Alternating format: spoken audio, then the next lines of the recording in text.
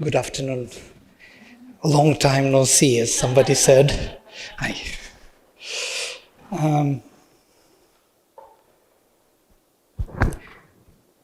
Since we are a very intimate group here, connected to this topic, we could do it more interestingly. Not only I will be presenting one way, as usually it is the case. I would like to have more interaction, questions, unexpected ideas, challenging views, everything what comes to your mind, please don't hesitate. I'm always welcoming it.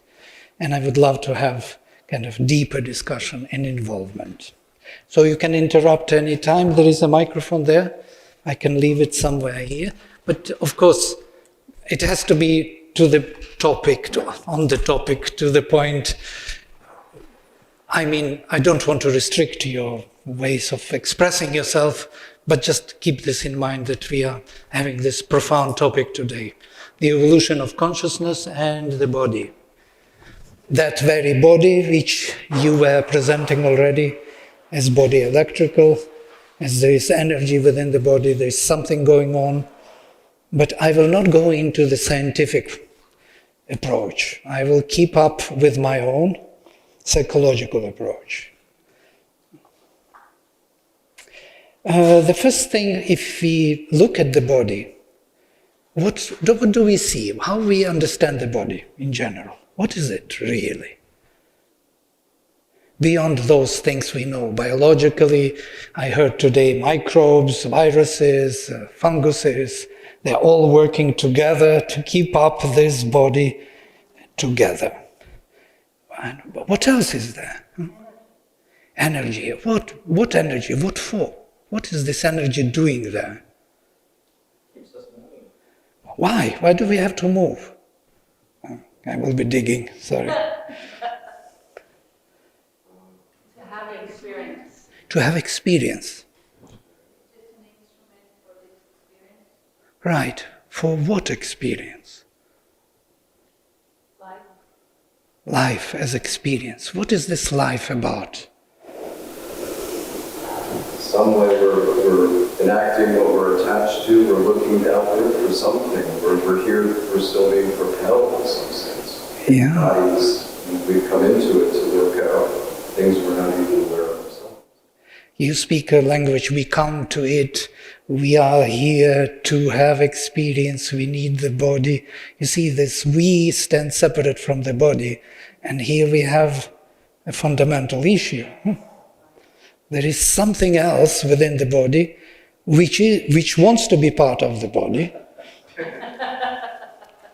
which considers itself to be part of the body, through the mind, through the vital, identifies itself with the body, and still we have this sense that we are in the body. It's my body, we say. We don't say, I am body. Yeah? When you look at Shakespeare's language, you will hear, my tongue carried me away, or something, my eyes, led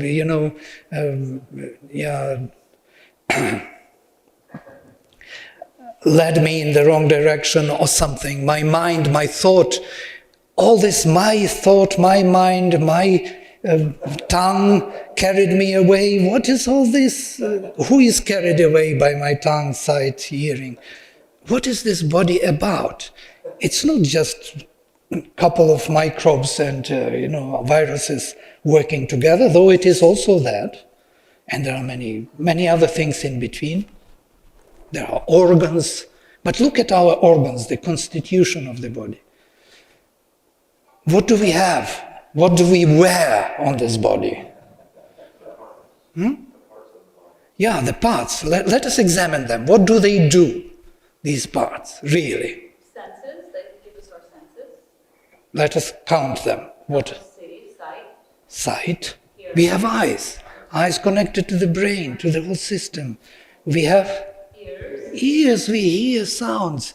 And not only sounds, we interpret by hearing the sounds with something also inbuilt in the body. And what else? Taste, smell. Taste, smell, touch, skin, inside, outside. Inside is the truck. what you were mentioning, is a pipeline. The pipeline goes from the mouth through the whole intestine, goes out. Yeah? And it is built like a skin that, it's amazing. I found out from you. And I had a vision, wow, it's a pipeline going through. You have to take things out from outside, put into that pipeline, and this inner skin will get energy out, put it into the system as electricity, and we will start moving, living, functioning physically. We have liver, we have kidneys. Kidneys will work with liquids, get out of liquids everything they need and bring the water into the system, whereas liver will deal with other kind of sources and also prepare something for the blood. We have spleen and we have stomach, which is digesting all the hard, but the hard stuff will go through the pipeline, will not be taken into the kidneys. It will get out. Everything will be taken by the touch, the inner touch, and just look at this marvelous creation. We have head, which can turn. We can turn our sight, we can turn our hearing. Now, body is not the body, it seems.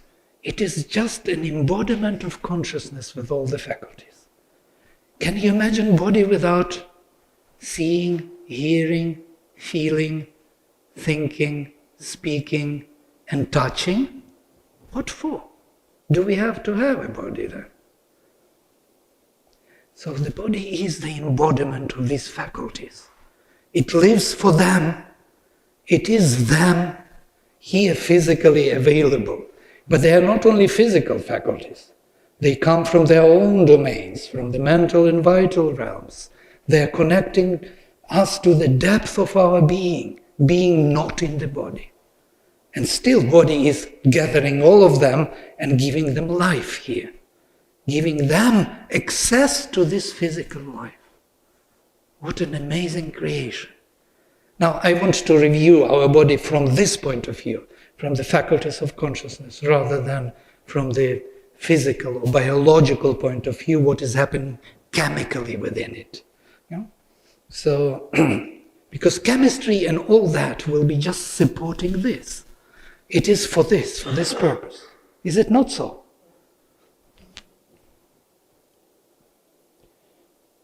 So, Sri Aurobindo has a profound chapter, the supramental manifestation. And there he has the chapter which is called The Divine Body. And he starts, this is the first sentence or paragraph. A divine life in a divine body is the formula of the ideal that we envisage. The divine life in the divine body.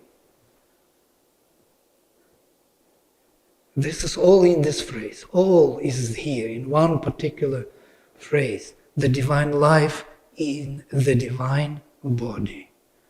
And then he continues. The whole chapter is dedicated how our body is not yet fitting for this divine life and how it is evolving to that level.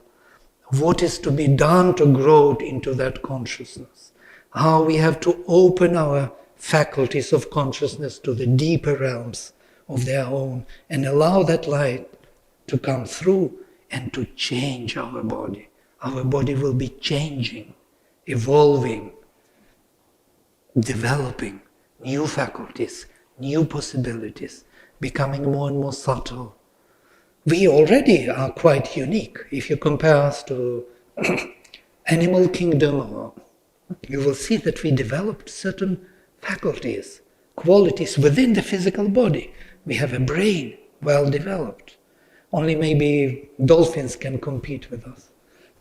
Otherwise, we are uniquely developed in the physical sense, because this instrument is perceptive of the regions and levels of consciousness which are going beyond animal kingdom.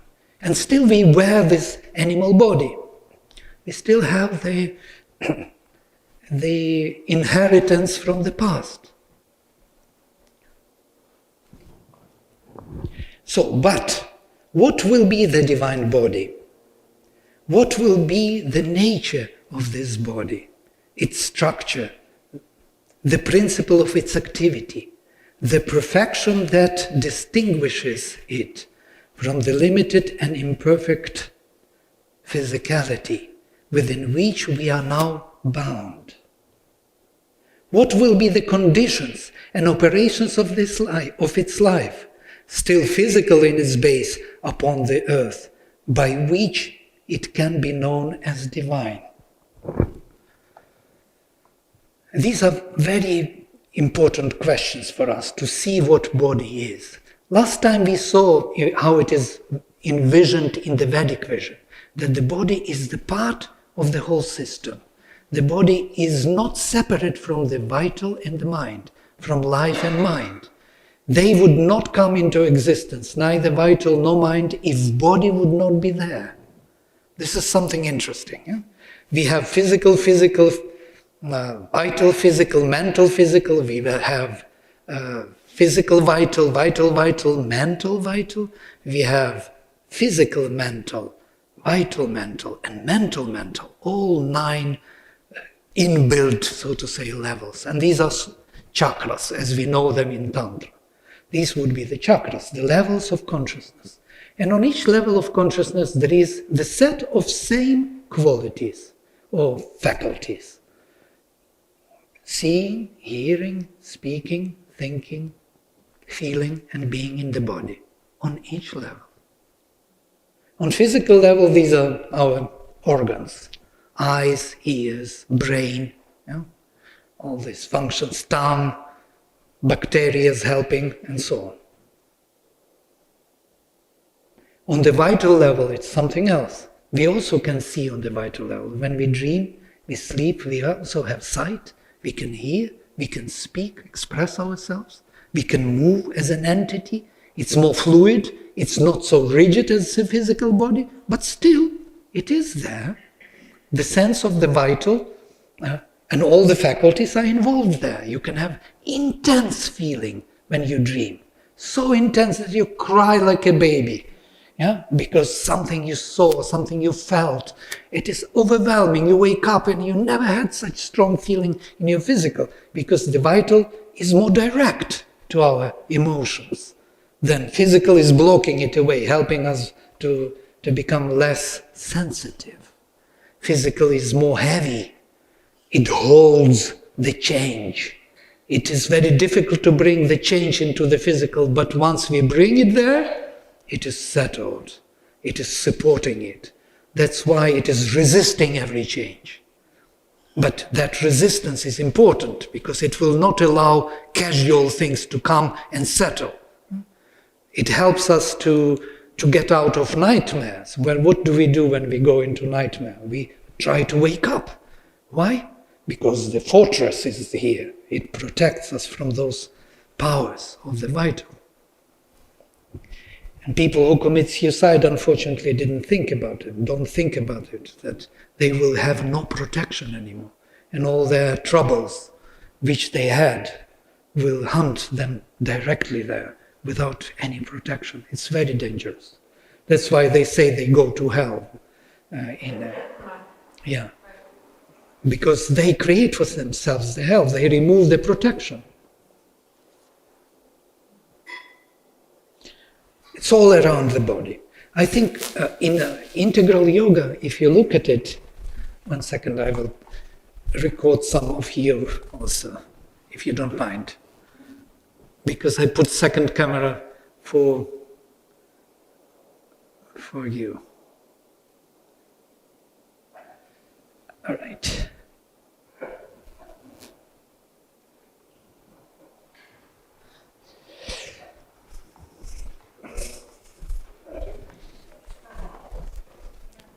Say hello. Hello.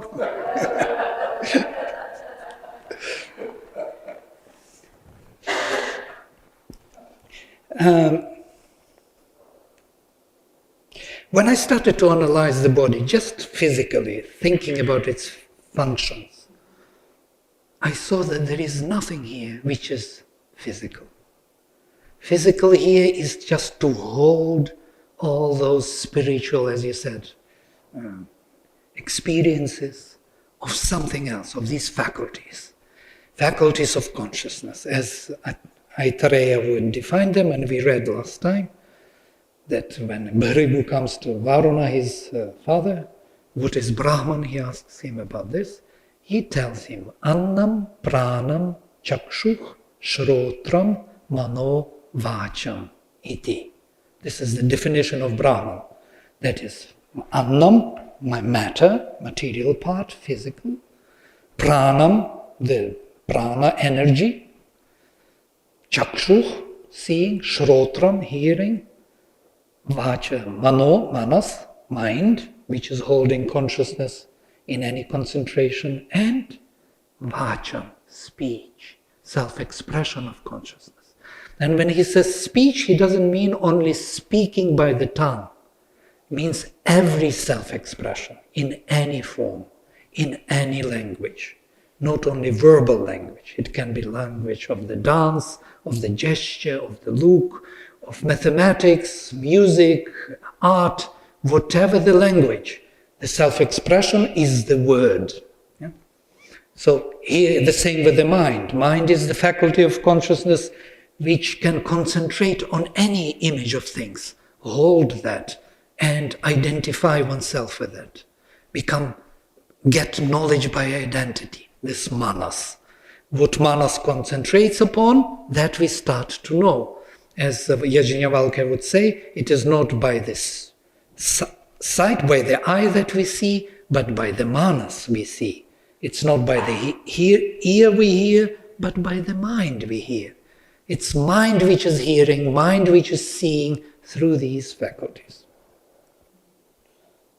Now, if you look at this general picture of 5 koshas of Taittiriya, which we were going through last time, you can see that there are different bodies within the body.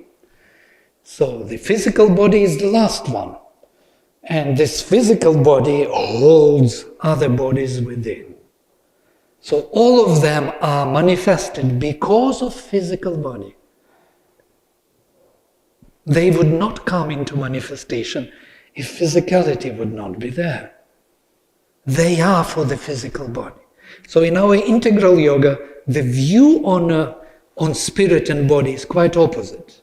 We are rather following Chandogya, Chandogya says that the heaven, for human beings, the heaven is heaven and earth is earth, but for the divine beings, the heaven is earth and the earth is heaven. Earth is heaven for them. We see our earth as something inferior, something we have to get rid of, get out of, but it is not the case. It is actually the point of all manifestation. We see the body as the final result of all those levels coming down and manifesting themselves in the body. Without it, there is no purpose for them to be. Why at all manifestation? What for all these levels? What for mind? What for life? If there is no body where life can manifest itself. Body is the divine being in becoming. It is that Sat, which is the most unconscious here, which becomes slowly conscious and more suitable for the consciousness. And all the levels from Sat, Chit, Ananda, Vijnana, Manas, Prana will embody within this Anna Maya Purusha. This is the vision of the Indian tradition, of Tantra also, and Kashmiri and Shaivism is very close here to this. They view body in the same way, especially Abhinavagupta. And that's what is surprising me, that Sri Aurobindo is, in some way even he says, I am tantric, he says somewhere. And in another place he says, I don't bring anything new. It's all already there in tradition. You just have to find it, to see it, and interpret it. But there is another view, which is Advaitic, that we have to get out of the body and get into the spirit and disappear, dissolve ourselves there. Yeah. No? Awesome. If you look into Vedic epistemology, this is quite interesting. You will find actually quite a meaningful explanation by Sri Aurobindo. In the ancient conception of the universe, our material existence is formed from the 5 elemental states of matter: the ethereal, aerial, fiery, liquid, and solid. Pancha Mahabhutani, some of you know this. 5 great elements. Everything that has to do with our material existence is called the elemental adhibhuta. In this material, there move non-material powers, manifesting through the mind force and life force that work upon matter, and these are called gods or devas. Everything that has to do with the working of the non-material in us is called adhidaiva, that which pertains to the gods. So the faculties of consciousness are seen as gods. Gods are the faculties of consciousness.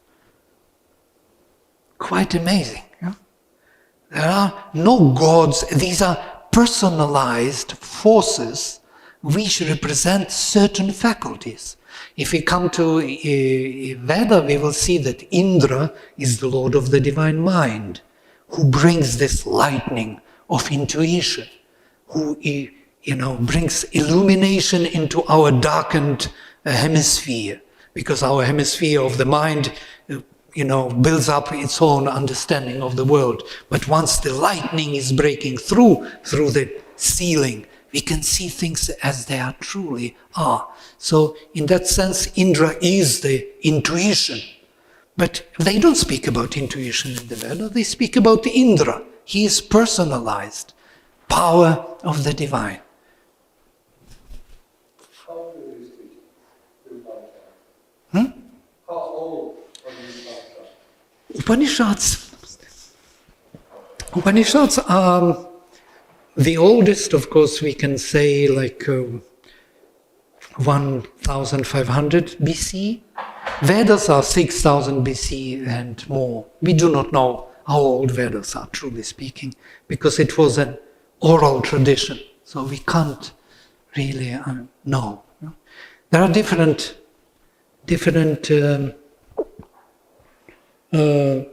schedules or the different discoveries. Tilak speaks about 6000 BC of Taittiriya Samhita, because Taittiriya is, he found their constellations, and by Jyotisha he figured out, he calculated back, and he found this is 6000 BC, Taittiriya. This is still revolutionary. 6,000. Right. But Taittiriya is much younger than Rig Veda, yeah? Because all the mantras are taken from Rig Veda into Taittiriya, and Rig Veda never mentions anything of Taittiriya. So you can imagine. So we do not know the timing. And it doesn't matter even, yeah? The timing, because these are eternal issues. They were eternal that time, they are eternal this time, and in the future they will be the same eternal issues. So what does it matter, really, to what time the composition belongs? This Adibhutas, the forces that are manifest in matter, it sounds like in the Shinto religion also, they have these same concept Could of be. deities. Deities embodying the body. Yeah? For energy forces. All right. Yes, definitely. And I was, yes? Yeah, I'm so sorry. I wanted to develop all this kind of idea because I got, yeah, please. I think the elementals are different energy centers than the chakras. Yes, definitely.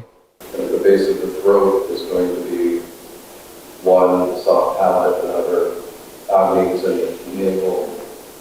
And why would we be aware to develop these? I think the Shiva Sutras and the yogis are going to develop these elementals to help to manifest in the material. I don't think you Yeah, well, we are not talking about these as chakras at all, yeah?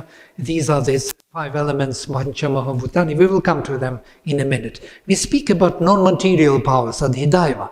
And Adhidaiva, these are the faculties of consciousness, or what we call seeing, speaking, because these indriyas are infinite, as Sri Aurobindo says.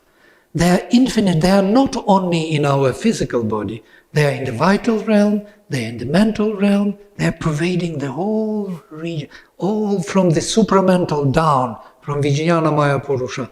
The sight, the revelation on the highest level will be the revelation. Shruti will be the inspirational knowledge. And then they come down, and on each level they have their functionality, because consciousness operates through its instruments, through its faculties. Can you imagine consciousness without faculties?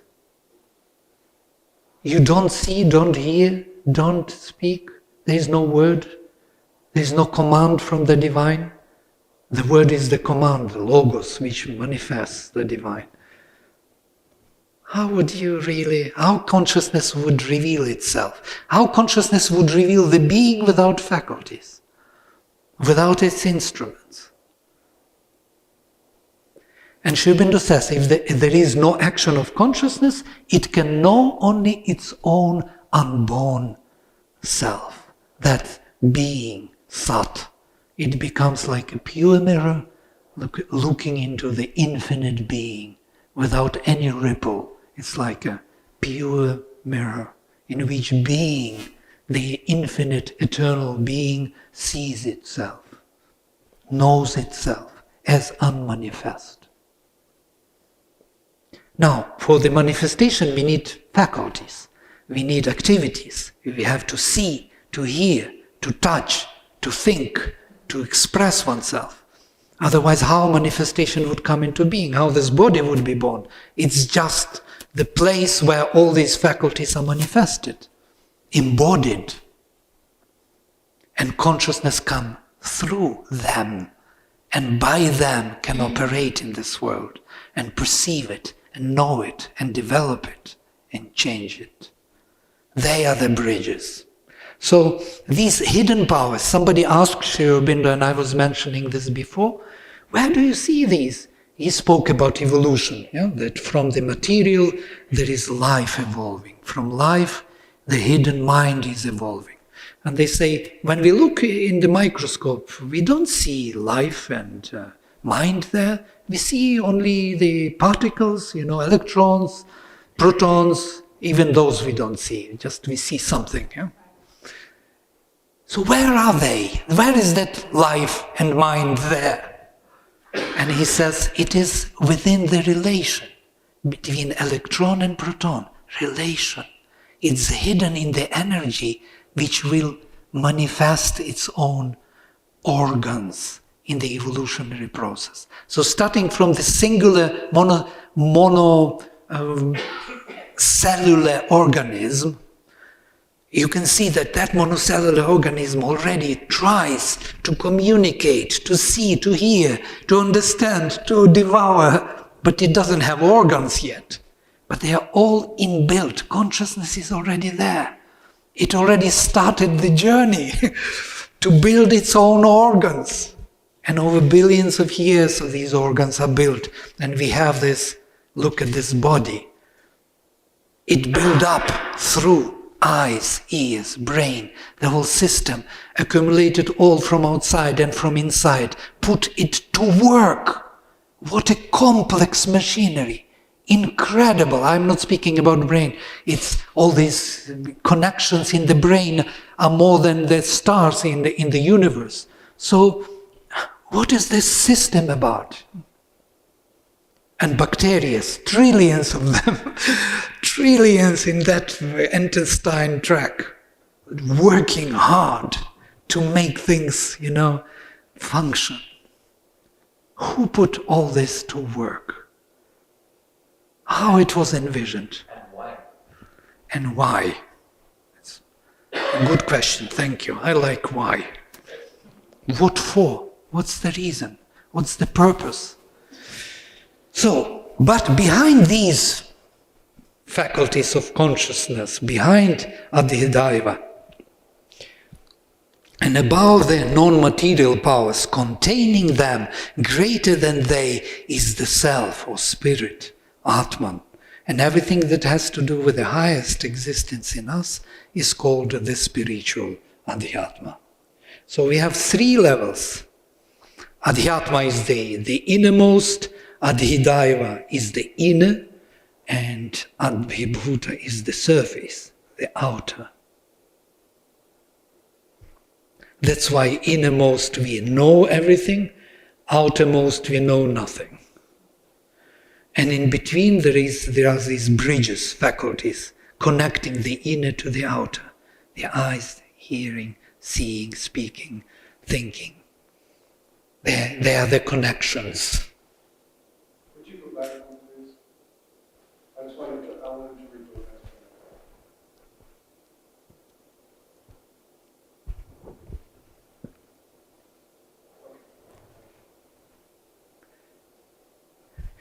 It is very common sense, is it not so? It's not something high philosophy from somewhere. It should be common sense. When you speak, we are here in the body. This is who we. It's Adhyatma. There is the self within, which is holding these faculties, using them, and manifests them in this body. It is quite a common sense. There is nothing extraordinary. Of course, the whole body is totally extraordinary if you think from that point of view. So, I will skip this. So we have this Adhidaiva faculties, seeing, speaking, hearing, thinking, feeling, and being in the body. It can be turned outside, as we usually turn our faculties outside. We look outside. We look into the mirror, we try to make ourselves look good. We put nice clothes, we think that's what we are. We carry ourselves out. We meet other people with the same kind of expectation that their surface is what they are. And it is very true and very normal expectation, because we have to be outside that what we are within.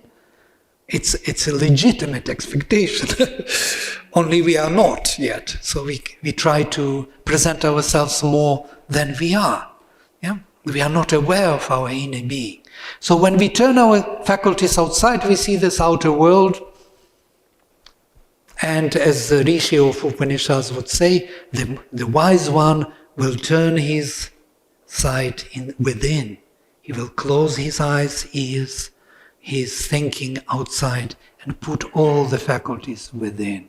And that you can turn to within. You can see arrows up, and that is towards Adhyatma. And with these very faculties, you can realize your inner self, innermost self. With these very faculties, which are looking now outside, you can turn within and realize your unborn self. It's quite interesting. You don't need other faculties. They will be the same. Because they are infinite. They are the bridge from the innermost to the outermost self. They are pervading the whole universe. Now, in the Vedantic Yoga, and maybe I should mention this, in the Kena Upanishad it is spoken, and Sri Aurobindo wrote beautiful commentary on it, explaining how Vedantic Yoga was. They were not looking neither outside nor inside. The moment you look inside, the outer world disappears. So you go into samadhi, into trance, into nirvana, yeah? And you feel good there. Yeah.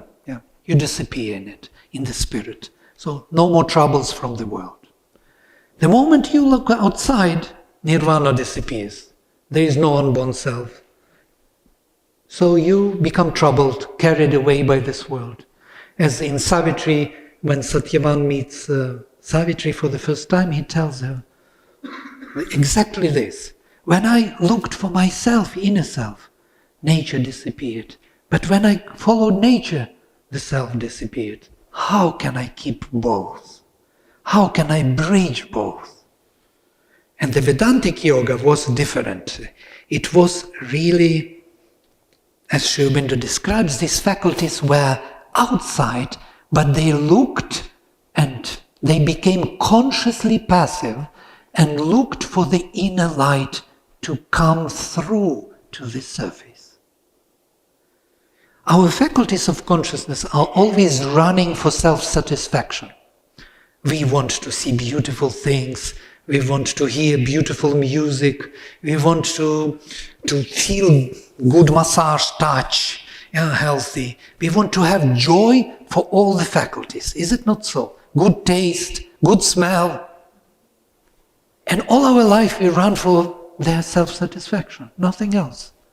We are prisoners of these faculties who are looking for their self-satisfaction. And they build this ego sense within them. Now, in Vedantic Yoga, these very faculties have to reject their self-satisfaction and look for the deeper light, for the original light, which is the only thing which can satisfy them.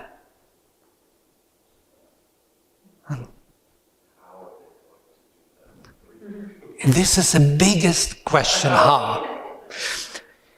So, becoming conscious of the inner self, or the innermost self, Brahman, they are looking and waiting for him. They are not trying to satisfy themselves in the ordinary way as they are usually doing.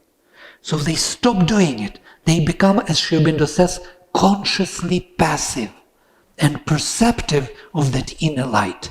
They are waiting for him. They are waiting for the truth in the sight, in the hearing, in speaking, constantly waiting. They are not trying to get the joy from manifestation as usually they did before. And this is the most challenging part, because this light does not come always, immediately. There are gaps in between. Light will come once, and then for weeks will not come. So what would they do? They slowly say, okay, we go back. Well, what should we do? Little joy is better than nothing. That's where we are all challenged by this, or how to say, tested. Yeah? Our sincerity of knowing the divine is tested by this simple device. We cannot know the divine other than just to wait for him to, and call for him, and to become perceptive only of him within these faculties. And we don't have anything else. We have only the faculties.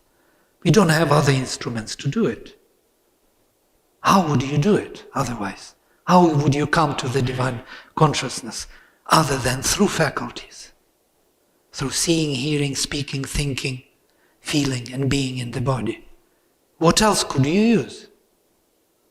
There's nothing else. These are the instruments, the faculties, and the bridges which can bring. So instead of these arrows looking either within or without, we have to put from innermost towards the outermost, one way. Yeah? Or if you want, both ways. They're calling there, and from there they receive the light. Calling and receiving. Calling and receiving. Waiting. This is the most important faculty of which we have, or the quality which we have to acquire in this yoga. The patience and perseverance, waiting for the answer of the Spirit. And we are not so patient, as we know. So that's why we fall back, then we again wake up, and again come back, and again we fall back, and it's going on and on in our life. Makes sense? It's not the highest mathematics, it's just...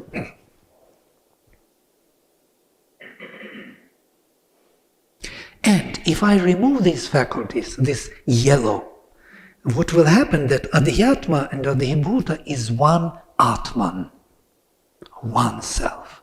Only consciousness is viewing it outwardly or inwardly. It is because of this yellow, which can view both ways, that we got this manifestation. Consciousness is kind of playing trick with us. It can look outside or it can look inside.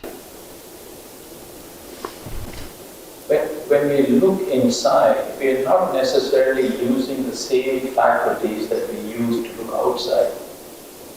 And what, you have some other faculties?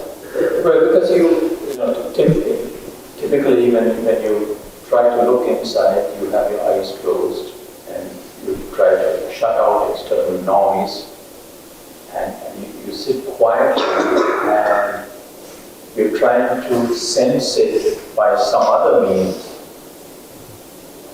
It's quite interesting. This is the usual, I had the same kind of, until I started to examine it, that actually when you close your eyes, you see something there.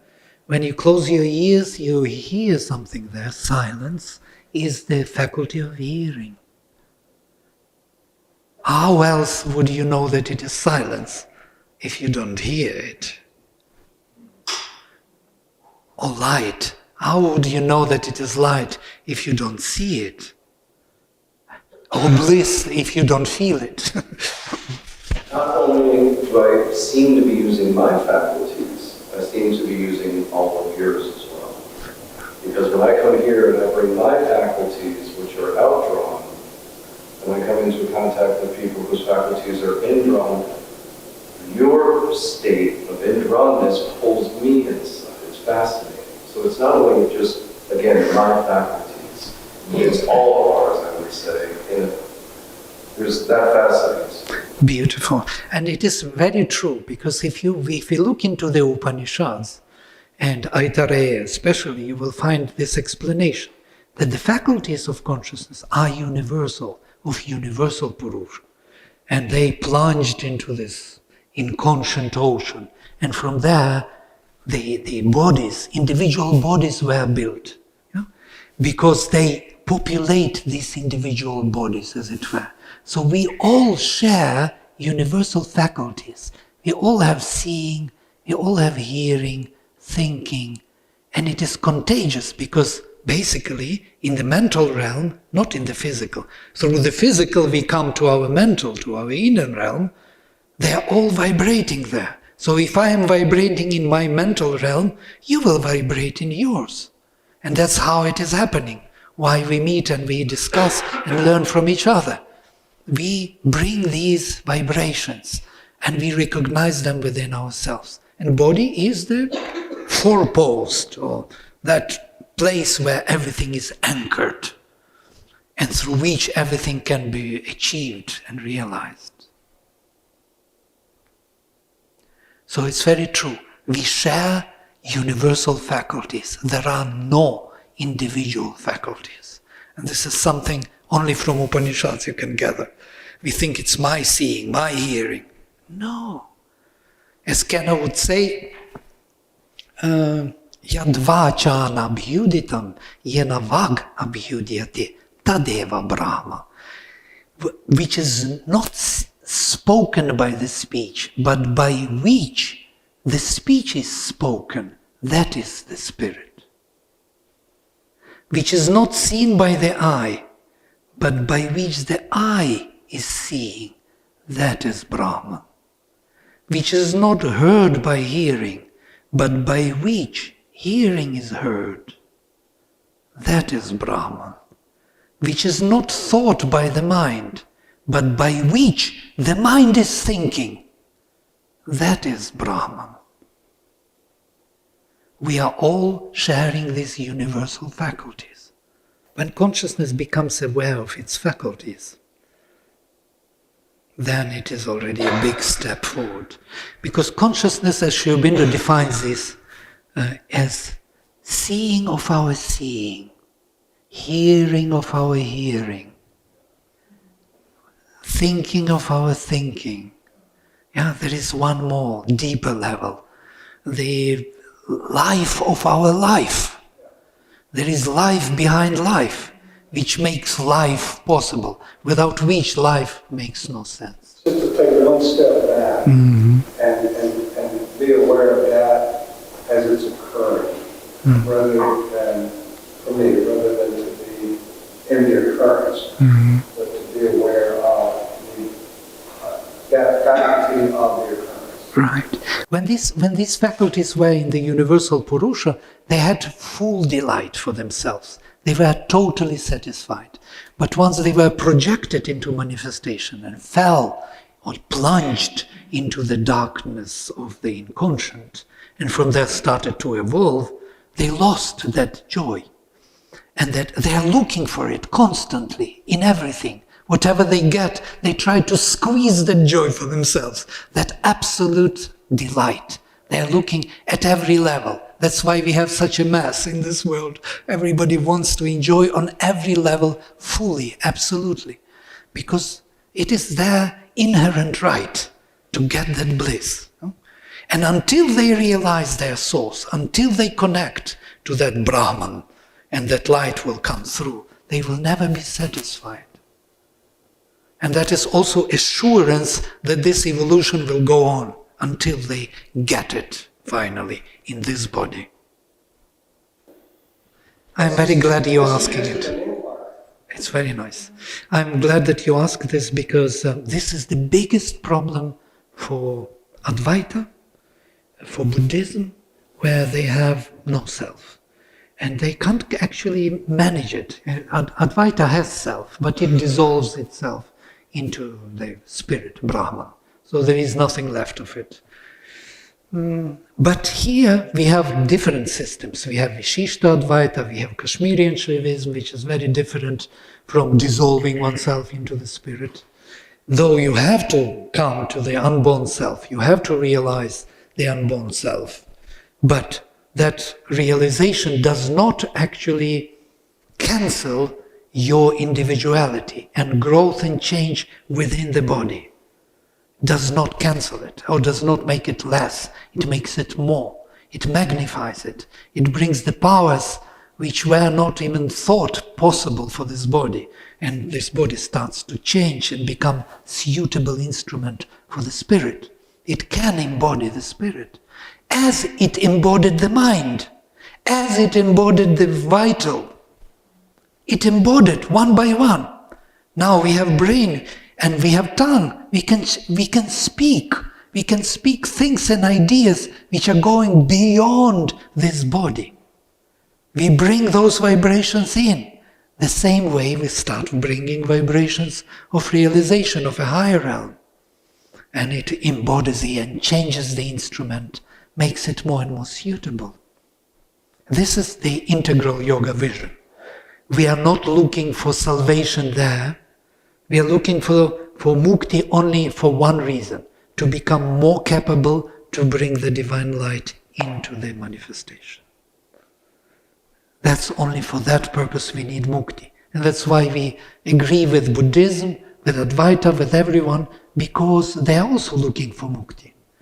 But that is their final say, final station. For us, it is the beginning of the journey. We wanted to start a real life here. Life of the spirit within the body. And divine life, exactly. And forgot what I wanted to say. The divine life made it clear. I would relate to that as Anubhamayi and Karmamala. That the malas, the Anubhamala, the root sense of separation, Maya, seeing differences, and karma, judging those. Like we come back and hit that. When the grace hits the Anubhamala, then the divine light comes and starts to infiltrate all of the visions, the senses of separation, judgments of being alone, somehow that. That's what I'm hearing. Right. And by the way, Sri Aurobindo was not the only one. Some of you know Ramakrishna and Vivekananda. And Ramakrishna believed in the same. He spoke about two types of souls, Ishvara Koti and Jivan Koti. And so there are normal souls, Jivan Koti, who are looking for manifestation of the spirit, so to say, looking for salvation in the spirit. They want to go and dissolve themselves in that mukti and never be born again. You hear this all the time in India. Never be born again. I want to reach nirvana and forget about this world. I had enough of it. I suffered enough. I don't want these pleasures of this world. I don't want to do anything with this. This is the ideal of Advaita. And Buddhism, by the way, to get out of suffering. The world is suffering. It's constant suffering. Why do we have to suffer? We have to get out. So the whole technology was developed, how to burn the bridges, how to get out into some pure consciousness where you're always in bliss. Would you come back when you're constantly in bliss, infinite bliss forever? I don't think so. Many of us would love to stay there. Why to suffer? Come back and start life and relations and misunderstandings and pain and death and disease and everything else. Old age. It's difficult. No? But there is another type, Ishvarakoti, who are reaching to the mukti, and from there they decide that they want to come back and to bring the divine into the manifestation. And these are chosen by the divine workers. They come back with a freedom, and that freedom is necessary to bring all those higher powers into action. And these are those Ishvarakoti souls. So it doesn't matter. We can be both. Yeah? It depends. What are you? Would you disappear into the spirit and infinite bliss, or would you come back to this manifestation? You would get out. Yeah, it's your choice of your soul. You can't really fight it. What your soul chooses, that it would be done. The way I've always looked at it, there's no separation of the divine. I am the divine, and the divine is everything. We're all part of the divine, and your mind is everything that comes from your mind is manifestation and creation of your mind. I Yes. create my own reality. My own reality is me. Absolutely. Everything that is created, I visioned either I thought good thoughts or thought bad thoughts, and I followed that. And Lovely. these things come into your life. But the separation between the divine, is there a separation? That's You say that everything is the divine. Yeah? You say. Is it not so? Talking about the senses, I don't have to reach out for the divine. The divine's already here. So I'm already connected to the divine. So if I didn't have ears, smelling, speech, everything, I would just have my mind. So isn't that an illusion? Well, if the divine is everything, as you rightly say, then your mind is also the divine. From a Buddhist perspective, it's emptiness. Right? Emptiness is the word which is not totally describing it, yeah?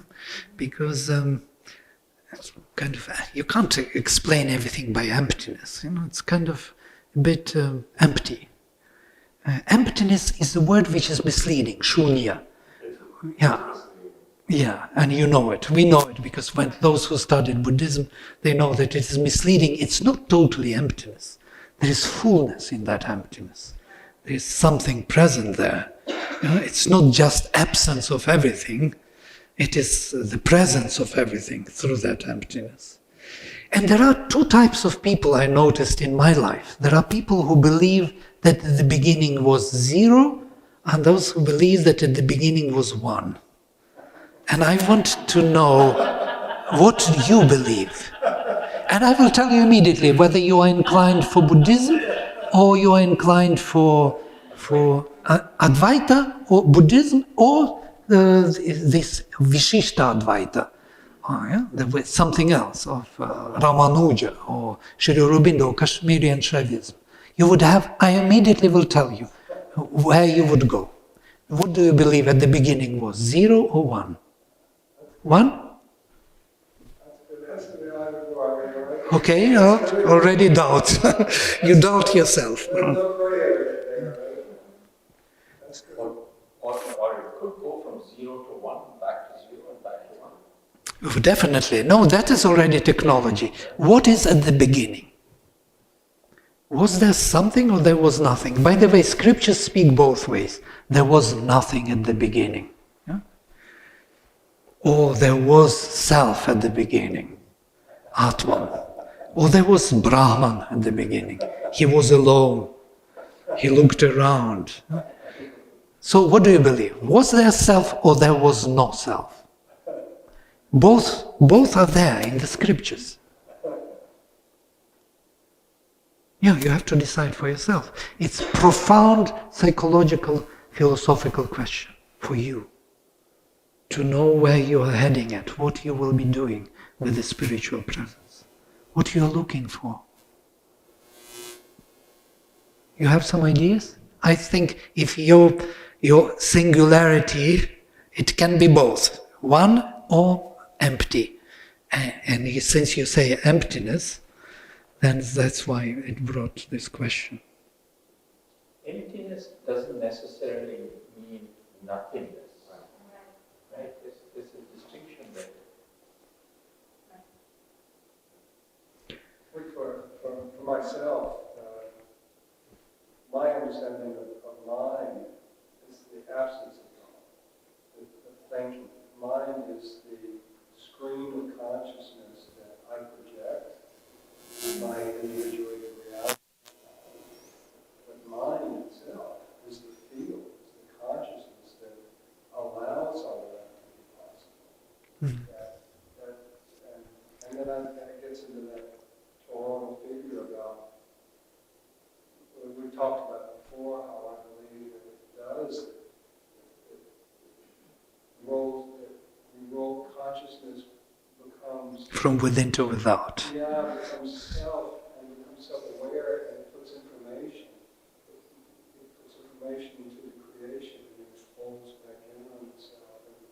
And the day and the night of Brahman, and that at that bigger level of how does the creation continue to expand and become aware, and life continues to build. I believe that is the answer. And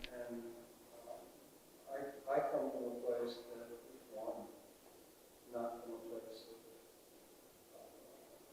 of zero. What is your thoughts on that? What's the Vedantic thinking on is it zero or one? Maybe it's really both, but then you define how There is no zero without one, and can't be zero. Zero tells us only one thing, that there is one. In fact, some historians would say that zero was an Arabic numerical concept. No, it's Indian. It's there in India. Arabs took it from India. Well, that's much we know that it is in India. Zero is a very interesting. Zero is not the number. This is the problem with zero.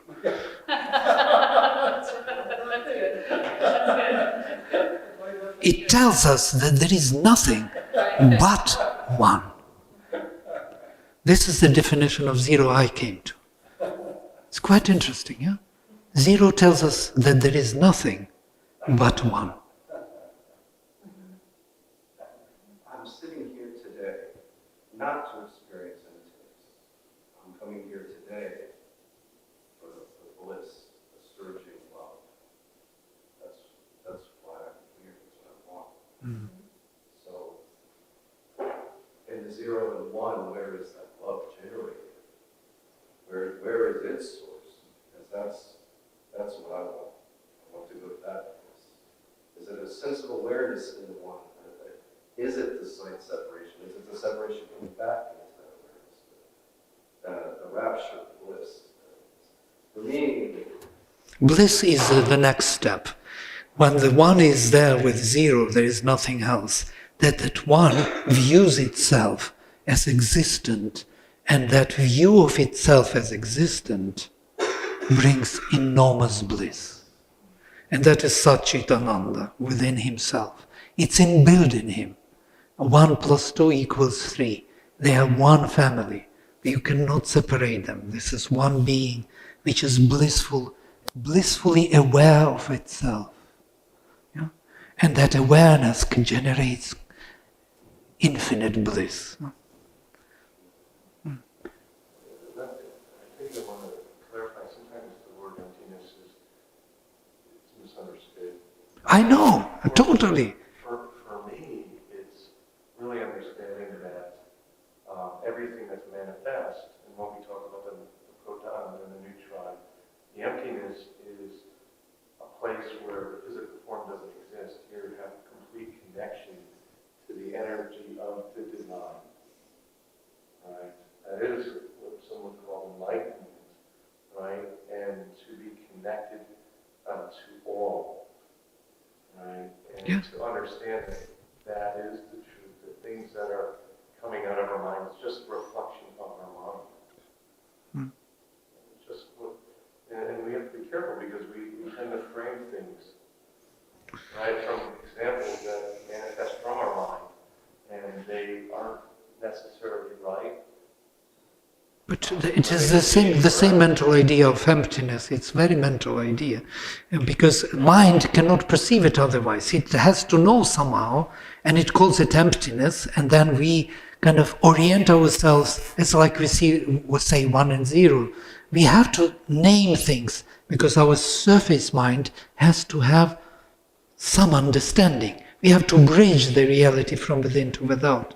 And we do it by naming it and holding it in our surface mind. That's how we get to that experience, so there's that touch. For you, that codifying word is emptiness, which explains to you things and brings you the presence of the Spirit. For me, this is what I said. It makes a lot of sense, and it generates within me that sense of presence. And that's how we are kind of totally engaged with the mind, of course.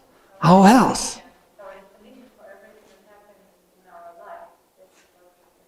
Yes. How it happened, what is preferable to us. And every way is possible. I can believe that 0 was at the beginning and draw from it the whole universe. And if it works for me, and if I have the experience, it's fine. Let me, maybe, I do not know what, we are still, shall we make a break? It feels like a break, no? Before I jump into the next about the faculties. It's a big presentation, by the way, and we are at the beginning, it's slide number 4 or something, and I have 30 slides.